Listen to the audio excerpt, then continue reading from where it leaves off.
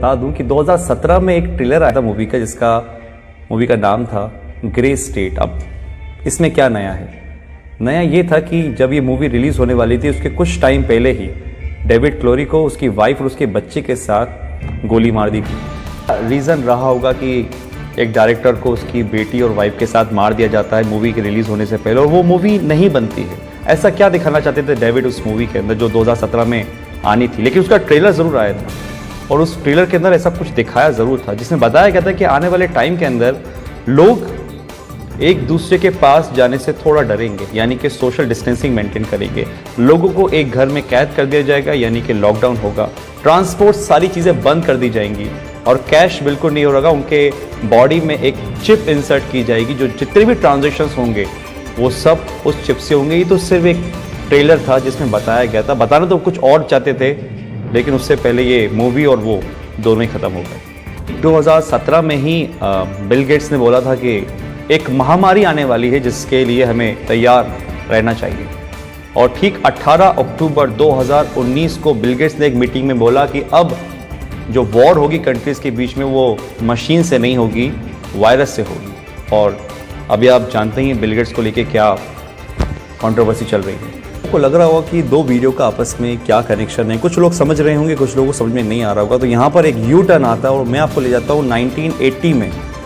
1980 के अंदर एक ऑर्गेनाइजेशन बनी जिसका मेन मकसद था इस पूरी दुनिया में एक पावर होना, यानी कि पूरी दुनिया को एक पावर चलाना। और उस पावर को उन्होंने नाम दिया था न्यू वर्ल्ड ऑर्डर। ऑर्गेनाइजेशन में ज़्यादा लोग नहीं थे, कोई सीक्रेट 100-150 लोग। और एक बहुत डरावने वाली बात इस ऑर्गेनाइजेशन की ये थी कि वो इस दुनिया की टोटल आबादी को 50 करोड़ में लाना चाह रहे थे, 50 करोड़ में। उनके टारगेट में थे वो देश जिसमें सबसे ज़्यादा पॉपुलेशन, जिसमें हमारा इंडिया भी होता है। सबके लिए उन्होंने एक प्लान बनाया जिसका नाम था MMP, mind control, money control, population control. Control यानी कि आदमी खुद से कुछ ना सोचे, जो वो चाहें वो आप सोचो, माइंड कंट्रोल। और ये किसके थ्रू होता? मास मीडिया के थ्रू। जो मीडिया में दिखाया जाएगा वो आदमी सोचेगा।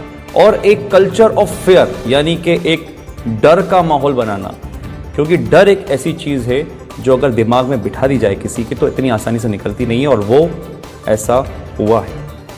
आज बहुत से लोगों का माइंड कंट्रोल करती है मीडिया, जो वो बोलती है वो आप मानते हो। और कल्चर ऑफ फेयर, डर का माहौल, ये तो आपने देखे रहा है जो आजकल चल रहा है। कंट्रोल यानी कि आदमी जितना हो सकता है लेस कैश, कैशलेस, या जितना हो सकता है टोटली डिजिटल। और वो आपके सामने ही है। आज हमारी डिजिटल करेंसी किस तरीके से बढ़ रही है आपको पता ही।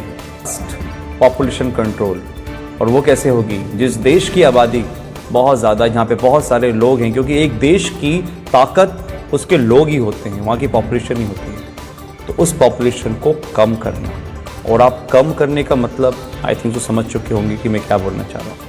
इतनी बड़ी ऑर्गेनाइजेशन चला रहा है, कौन ये सब कर रहा है, ये सब आपको आने वाले टाइम में पता चल जाएगा। क्योंकि आने वाले टाइम में सिर्फ दो लोग रहेंगे, एक वो जो काम करेंगे, एक वो जो काम करवाएंगे। अगर मैं इसको स्ट्रेट फॉरवर्ड बोलूँ तो राजा और गुलाम। एक वो लोग जो इस दुनिया पे राज करेंगे, और एक वो लोग जो उन राज करने वालों की गुलामी करेंगे। ऑर्गेनाइजेशन का एक एजेंडा था, एजेंडा 21, यानी कि 2021 तक इस काम को पूरा करना। और 2020 जब से स्टार्ट हुआ है, आपको पता है सब क्या हो रहा है। लाखों लोग हैं जो समझ पा रहे हैं इस बातों को, लेकिन करोड़ों लोग हैं जो इस बातों को नहीं समझ पा रहे। एजेंडा 21, 2021 तक इन काम को पूरा करना। और अगर सीरियसली इस बातों में कुछ भी सच्चाई है तो हम बहुत बड़े खतरे में गाइस। ये वायरस आया जो कि हमारा है नहीं, किसी और देश से आया है।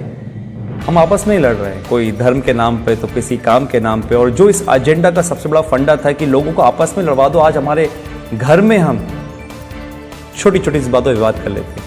आज अगर हम घर से बाहर निकलते हैं तो हमारे घर वाले इस चीज़ के लिए प्रोटेस्ट करते हैं कि भैया घर से बाहर नहीं निकलो, बाहर जाओगे तो मर जाओगे। ये दिमाग में हमारे किसने भरा?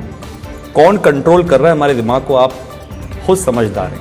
बहुत से लोग बोलेंगे कि यार ये तो कुछ कहानी जैसी लग रही है, तो कहानी सही, क्योंकि जो अभी मौजूदा हालात हैं कोरोना से लेकर, ये भी कोई फिल्म की स्टोरी से कम नहीं है, जो बढ़िया से स्क्रिप्ट करी गई है और बहुत अच्छी तरीके से प्ले हो रही है। मैं आता हूँ अपनी पुराने वाली बात पर कि जो सुबह मेरे साथ इंसिडेंट हुआ कि एक मध्य वर्ग का आदमी जो लोअर मिडिल क्लास है, जो शायद कुछ भी काम करके काम चला रहा था, वो मांगने को नहीं तैयार है। वो 3 दिन पुरानी रोटी खा लेकर छुप कर उठाकर, लेकिन वो मुझसे पैसे लेने को तैयार नहीं था। मैंने फोर्सफुली उसको पैसे लिए थे। ये हालात है। तो एक मैसेज तो ये है कि अगर आपके आसपास कोई देखे जो हो सकता है मजबूर हो लेकिन शर्म के मारे नहीं मांग पा रहा हो, तो उसकी आप ज़रूर मदद करिएगा।